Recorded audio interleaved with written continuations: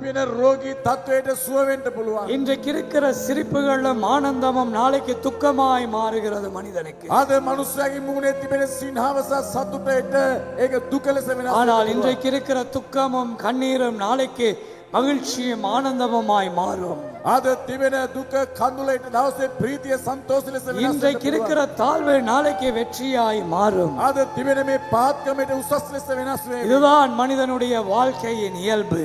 මේකයි මනුස්සයාගේ ජීවිතයේ இதை ස්වභාවය. நீங்கள் உணர்வீர்களானால் உங்கள் வாழ்நாட்களிலே මෙන්න ඔබගේ ජීවිත කාලයේ මේ දේ நீங்கள் உறுதியாய் வாழ முடியும். ඔබට පුළුවන් ස්ථීර ජීවිතයක් இதை ගත කරන්න. உணராவிட்டால் நாம் அங்கமிங்கும் அலைந்து திரிகிறவர்களாய் எங்கள் இருதயத்தின் நினைவுகள் அலைக்கழிக்கப்படுகிறதா இருக்கும். මෙන්න මේ දේ තේරුම් ගන්නට නැත්නම් එහෙම ගමන් කරන්නා වූ අපගේ සිතුවිලි කැළඹෙන්නා වූ තත්ත්වයටපත් වෙනවා. ஆகவே நிலையற்றதை நினைத்து கலங்காதிருங்கள். ඒ නිසා මේ අස්ථිර දේවල් ගැන හිතලා කැළඹෙන්න